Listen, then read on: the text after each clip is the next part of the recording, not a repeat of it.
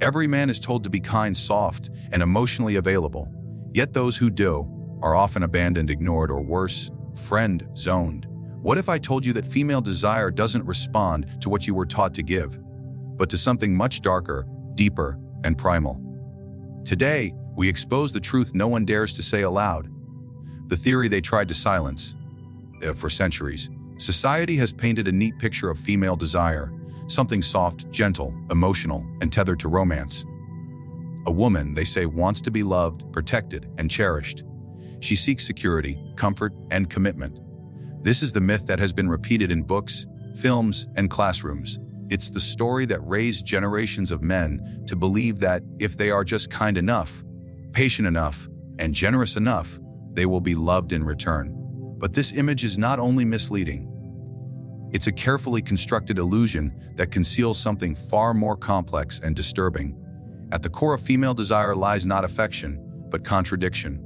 It is not a need for safety, but a thirst for psychological stimulation. Desire is not peace. It is tension. It feeds not on what is comfortable, but on what is dangerous, elusive, and emotionally arousing. Most men fail to understand this, not because they're unintelligent, because they've been trained to see women through the lens of social idealism rather than biological truth. The man who plays by the rules, who offers love wrapped in predictability, becomes invisible. Not because he's wrong, but because he's boring. Women do not consciously seek chaos, but unconsciously they are drawn to it. To the man who doesn't seek approval. To the man who is unpredictable, self-possessed, and emotionally sovereign. Why? Because this triggers the deeper, primal circuitry of attraction that predates culture, religion, and social morality. It's not about being bad, it's about being powerful. Desire, in its rawest form, is drawn toward the presence of psychological power. And this power does not beg, does not chase, and certainly does not ask for permission to be seen. The traditional romantic narrative suggests that women fall in love with a man who listens, shares, and comforts. But in the unspoken, darker layers of attraction, the truth is far less sentimental. Female desire is activated by a man who is not easily available, emotionally or physically. A man who is present but mysterious.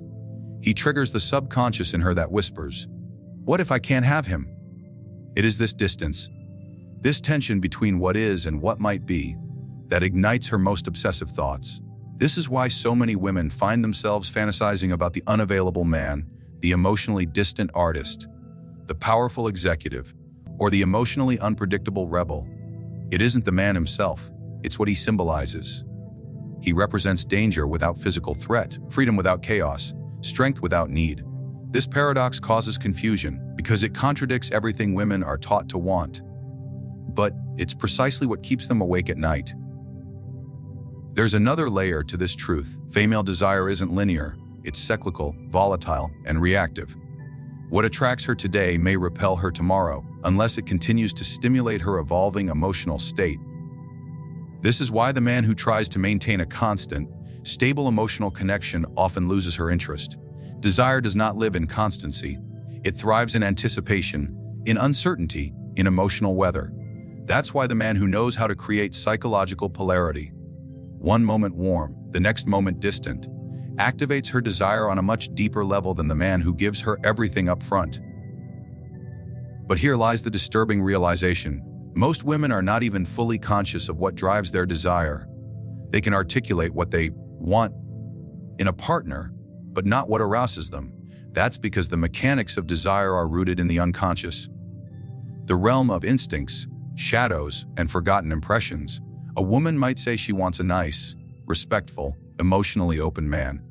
But if that man does not stimulate her psychologically, she will not desire him. She may like him. She may even admire him. But she will not burn for him. This separation between emotional liking and sexual desiring is one of the most misunderstood aspects of female psychology. And the implications are unsettling, because it means that desire is not about fairness. It is not about mutual respect. It is not even about compatibility. It is about emotional reaction. The man who makes her feel something profound, fear, awe, uncertainty, mystery, will always override the man who makes her feel comfortable and safe. Most men are still stuck playing a game they don't understand.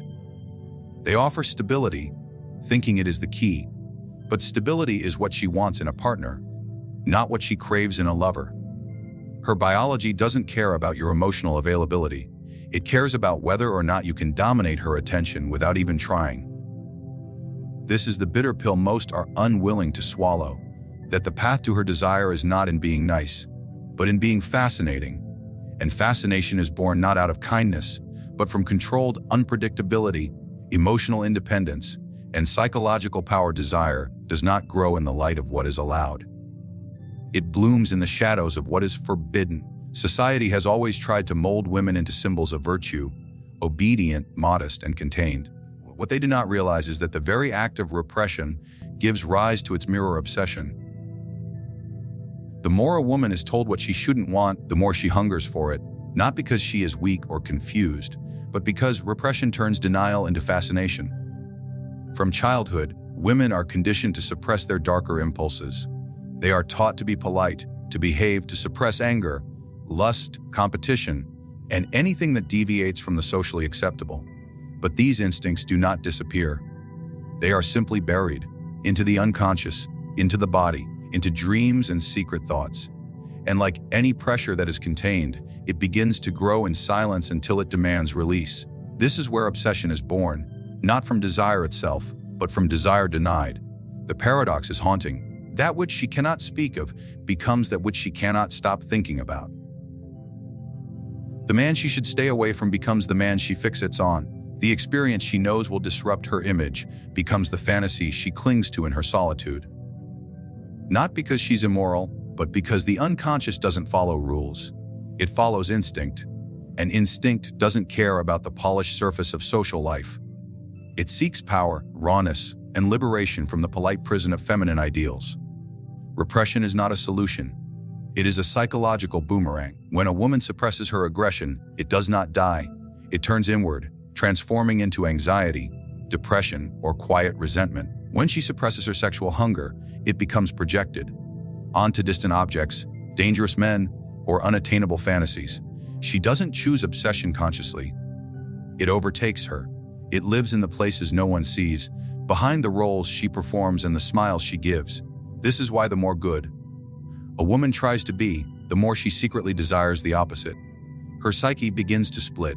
On the outside, she plays the role she's expected to perform. But in her inner world, she is drawn to the wild, the dominant, the emotionally chaotic. Her dreams betray her. Her fantasies reveal what her words never will.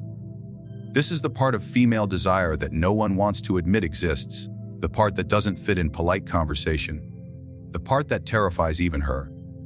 The more society suppresses feminine desire, the more it becomes irrational and intense. Suppression doesn't kill desire, it distorts it. It exaggerates it. It transforms a simple attraction into obsession. The woman who was told to hide her cravings becomes the woman who loses herself in them, and the object of her repression, usually a man who represents danger, rebellion, or emotional dominance, becomes almost mythological. He is not just a man, he is a symbol of everything she has been denied. This is the dance that plays out in relationships, in affairs, in breakdowns that no one understands. A woman leaves a kind and stable man for one who offers her nothing but emotional chaos. She ruins a relationship that made sense for a feeling that doesn't. She self-sabotages not because she's irrational, but because repression has turned desire into obsession. And obsession does not care about consequences. It only wants what it has been told to avoid. There's another layer here. Repressed desire doesn't just distort a woman's attraction, it alters her self-perception. She begins to fear her own desires. She judges herself. She questions her own femininity, her worth, her sanity. Why does she want what she shouldn't? Why does she crave what feels wrong? These questions aren't answered in therapy rooms or books. They are buried under centuries of cultural programming that taught women to fear their own power. The more she suppresses, the more power she gives to what is repressed. The danger lies not in the desire itself, but in the pressure built around it. The longer it goes unacknowledged, the more violently it will emerge. And when it does, it won't be polite. It won't be measured. It will be chaotic, consuming, and destructive, not because the desire is evil, but because the repression has made it uncontrollable. In this forbidden landscape, obsession becomes a form of rebellion. not just against society, but against the version of herself she was forced to become. Every woman has two selves, the one the world sees and the one she hides. And in that hidden self lives a hunger that cannot be explained, tamed, or erased. The man who understands this doesn't need to manipulate. He only needs to exist outside the boundaries of what she's allowed to want. In doing so, he becomes more than a man. He becomes the embodiment of everything she's never been allowed to touch. There is a quiet war happening beneath the surface of every relationship. A war of power, attention, and psychological gravity. Most men walk into this battlefield unarmed. They believe desire is something to be earned through gestures of affection, consistency, and vulnerability. They are told to be good, attentive, emotionally available. They bring flowers, open doors, write long messages, and wait for validation. But in doing so, they unknowingly place their power on the altar of female approval. And what they do not understand is this: the moment a man seeks desire, he loses the very element that creates it. Desire does not bloom from devotion. It responds to polarity, the magnetic pull that happens when two forces are not equal, not parallel, but opposites in tension. And in that polarity, power becomes the silent conductor. The man who understands this dynamic doesn't chase, doesn't perform, doesn't beg to be seen. He knows that attraction is not about convincing. It's about awakening. An awakening female desire is not about giving her everything. It's about making her feel something that unsettles her, the presence of a man who does not need her. In a world where most men are desperate to be chosen, the one who refuses to seek validation becomes a psychological anomaly. He doesn't orbit her. He is his own sun. He doesn't text to check in every hour. He doesn't explain himself. His presence is both available and unreachable. And it's that unreachability, crafted not from cruelty, from self-possession, that begins to stir something ancient inside her. The desire to conquer what cannot be claimed. The need to decode what remains undefined. This man plays a different game, not one of manipulation, but of mastery. He understands the structure of female desire better than she does. He knows that most women are not attracted to men who are merely kind. They are attracted to men who are emotionally sovereign. Men who can walk away. Men who do not shift themselves to gain affection. And most importantly, men who trigger emotional friction. The subtle tension between closeness and distance, safety and danger, warmth and cold. This friction is not abuse, it is magnetism, and magnetism is the language of desire. Most women have grown accustomed to men who give too much too quickly. Compliments, confessions, emotional overexposure, all in an attempt to prove worth. But this floods the connection. It removes the unknown. And the unknown is where female desire lives. It is the mystery that seduces, not the clarity. When a man lays himself bare too soon, he collapses the tension that desire depends on. He becomes known, predictable, safe, and therefore uninspiring. But when a man reveals himself slowly, unpredictably, and without the need to be understood, he becomes an enigma. And the female psyche is obsessed with unraveling the enigmatic. This does not mean being cold or cruel. It means being grounded.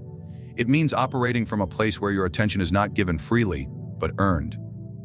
Where your energy is not dispersed, but protected. Where your validation is not a gift, but a mirror, reflecting only what is already deserving. The man who holds this kind of power becomes unforgettable because he offers what very few can: a taste of chaos within structure and danger within discipline. He knows how to listen without reacting, how to be present without performing, how to lead emotionally without controlling. These are not traits of dominance. They are traits of mastery, and mastery is rare. That is why it is craved. A man who is emotionally unpredictable, but not erratic, silent, but not absent, intense, but never needy.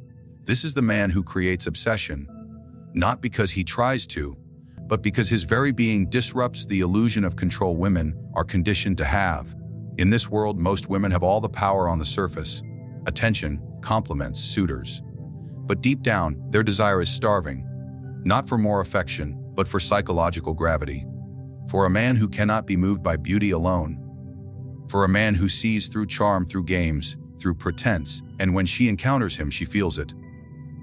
Not with her logic, but with her nervous system. A sensation that whispers, "He does not need me," and in that whisper lies the paradox that ignites her unconscious. This man becomes the mirror she didn't know she needed. The one who reflects not her image, her hidden hunger. He doesn't try to please her.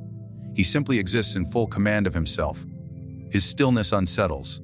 His silence speaks. His unpredictability draws her in because he is not performing for approval. He is living from truth, and truth is rare. It terrifies and attracts at once. While others chase, he withdraws. While others explain, he observes. While others flutter with attention, he gives presence in controlled doses. This is not manipulation. It is awareness. He is not concerned with winning her over. He is concerned with maintaining himself. And because of that, he becomes the one she cannot forget. Not because he gave her everything, but because he awakened a part of her no one else dared to touch. Desire does not survive in simplicity. It breathes through contradiction. It is not a straight line. It's a spiral of tension and confusion built upon the very things we are taught to avoid. Female desire, in particular, is not logical. It does not obey consistency. It is not satisfied by comfort alone. In fact, the moment things become too predictable, too easily defined, the fire begins to dim. Women do not consciously seek chaos, but deep within, they are magnetically pulled toward paradox. The kind of man who is both present and distant, strong and emotionally unreachable, both warm and untouchable. She wants to be seen, but not owned. She wants to feel close, yet craves the edge of uncertainty. This is the paradox that drives her. It is not confusion, it is complexity. And complexity is where her unconscious comes alive. The man who gives her everything, his attention, his love, his plans, his emotional labor, may satisfy her need for stability, but he will never sustain her desire. Why? Because he has collapsed the paradox. He has made himself fully available. He has nothing left to chase, nothing left to unfold. And in the absence of mystery, desire suffocates. What she truly wants, whether she admits it or not, is a man who feels like a riddle. A man who doesn't reveal himself all at once, who gives presence without surrendering his inner world, who makes her feel adored one moment and then disappears into himself the next. Not to hurt her, to remain untamed. This emotional oscillation is not dysfunction. It is the structure of magnetism. It is the game the unconscious plays when the conscious mind is asleep. When he pulls back, she leans in. When he's fully still, she spins in her thoughts. When he is silent, her inner voice screams questions she cannot answer. This is the trap most well-meaning men fall into.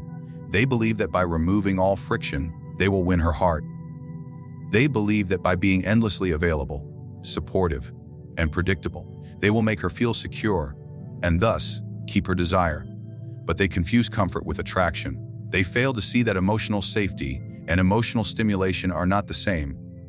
She may feel safe in his presence. She will fantasize about another man in his absence, not because she is ungrateful, but because her desire needs movement, tension, polarity. It needs contrast to stay awake. Desire is not born from knowing. It is born from not knowing. It comes from the unanswered question, the uncertain tone, the slight unpredictability in his behavior. These elements are not toxic. They are necessary.